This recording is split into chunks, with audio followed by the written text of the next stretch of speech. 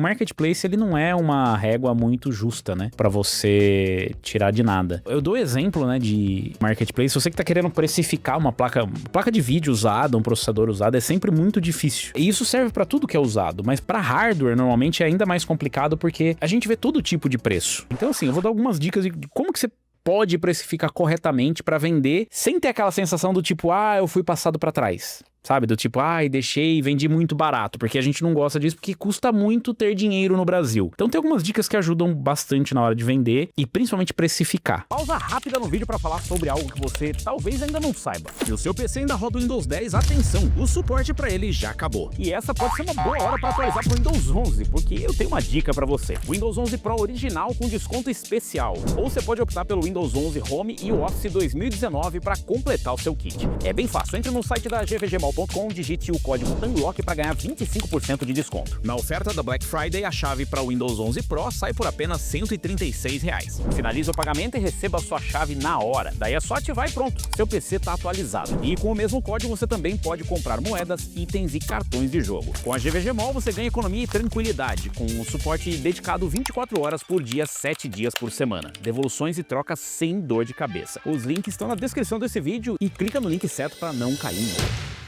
Eu vou dar um exemplo pra vocês de como é difícil precificar as coisas aqui, principalmente coisa usada, por algo que existe como referência, que é carro usado. Eu não sei se você já pesquisou por carro usado, ou qualquer outro produto, de repente um console, alguma coisa. Por que é tão difícil, né? Por exemplo, o carro, quando você vai vender, existe a tabela FIPE. A tabela FIPE é uma tabela de referência. Então, os carros, quando são vendidos 0 km, eles têm um valor. E ele é determinado depois pela FIPE, que inclusive é utilizado para diversas outras questões burocráticas, como, por exemplo, pagar o IPVA do seu carro, calcular o valor do IPVA e calcular o valor do seguro e o valor do eventual pagamento do seguro. Essa tabela FIPE, ela ajuda a dar um norte. Então a gente sabe que um carro 0 km X custa tantos R$1.000, depois a tabela FIPE vai regulando aquilo, mas a tabela FIPE ela é uma referência. Você não necessariamente vai comprar naquele preço, você pode comprar por mais ou por menos, e na hora de vender isso também acontece. A tabela FIPE ela não determina exatamente por quanto você vai vender o seu carro. Então se o seu carro está em condições excepcionais, ele vai ser vendido acima da FIPE. Se o seu carro está em condições sofridas, ele vai ser vendido abaixo da FIPE. E mesmo se ele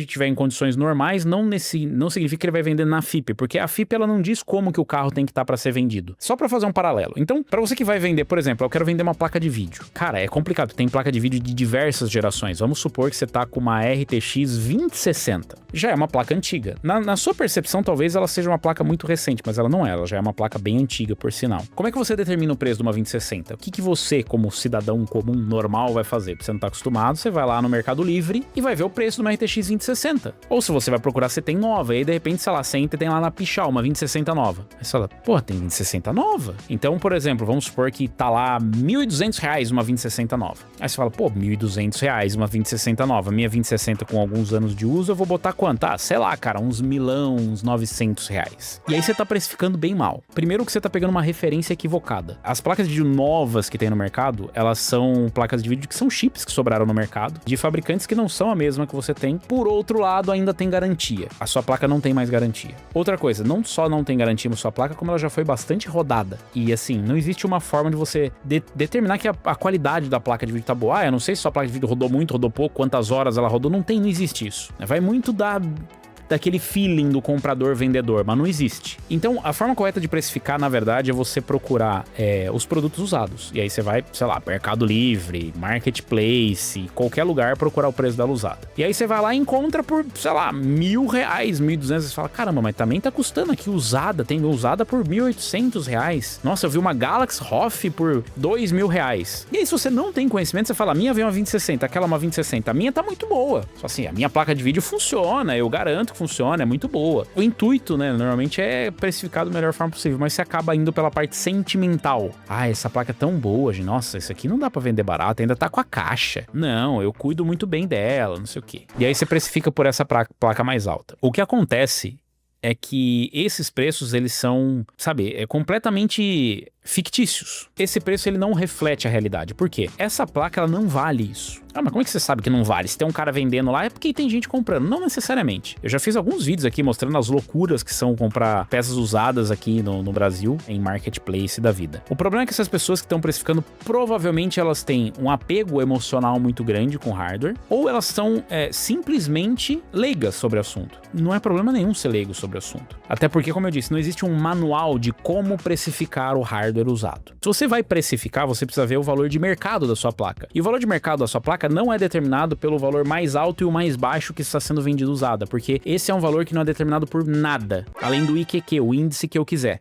Não existe, se você chegar no Mercado Livre e você quer vender um hardware usado, não existe uma tabela falando pra você não pode vender nem mais barato nem mais caro que isso. Você põe o preço que você quiser, ou seja, é determinado pelo IQQ. Então qual que é a melhor forma de falar, mas eu quero vender? Não quer dizer que você não vai vender. Algum louco pode, assim como você é desinformado pra vender, pode ser ter algum desinformado pra comprar e falar, nossa, meu Deus, aquela placa, eu sonhava com aquela placa, eu sempre quis, a 2060 é tão top, ela roda tudo. E o cara comprar. Então assim, não tô aqui botando preço no teu hardware, não tô aqui botando regra, mas tô tentando te ajudar a vender por um preço justo. O que eu uso como referência, ou que a gente tenta usar como referência quando a gente vai vender aqui? Você precisa procurar, por exemplo, qual que é a performance relativa da sua placa. Eu vou dar um exemplo aqui. Eu gosto de usar o Tech Power Up como referência porque eles fazem review de várias placas e eles mantêm a performance relativa das placas. Então, vamos supor que você quer vender a sua 2060. Tenta procurar em reviews mais recentes aonde ainda consta a sua placa na performance relativa. Então, o que eu faço? Eu vou lá no Google, coloco lá Review RTX 5050. Por que 5050? Porque é a placa mais fraca da série mais atual, para eu pegar como referência. Se você tem uma 3070, você pode procurar uma placa que saiu um pouco depois, ou uma placa que seja muito próxima em performance, provavelmente eles vão colocar aqui no comparativo. Isso aqui é só para referência, porque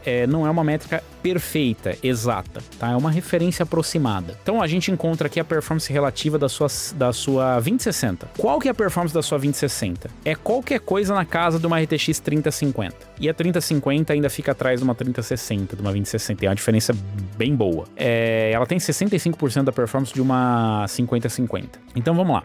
Se a gente tem aí a mesma performance de uma 3050, a gente deve procurar preços de uma 3050, que vai ser uma placa mais nova pra gente encontrar como referência. Não é uma boa usar a referência o preço da nova como referência, porque ainda se vende 3050, pelo menos enquanto eu falo pra vocês, ainda se vende 3050 nova. Então o ideal é você procurar o preço das usadas, da 3050 usada, e precificar um pouco abaixo. Eu diria pelo menos ali uns 10% abaixo. Fala, por que uns 10% abaixo se a performance é exatamente a mesma? Porque é uma placa mais antiga e porque é uma placa com menos VRAM. Então isso pesa bastante. Esse é só um exemplo da 2060. Isso se aplica para várias outras. Eu quero, por exemplo, da 3060. Eu quero vender minha 3060. Como que eu vou precificar ela? Muito fácil. Você vem e pega a performance relativa dela. Qual que é a performance de uma 3060?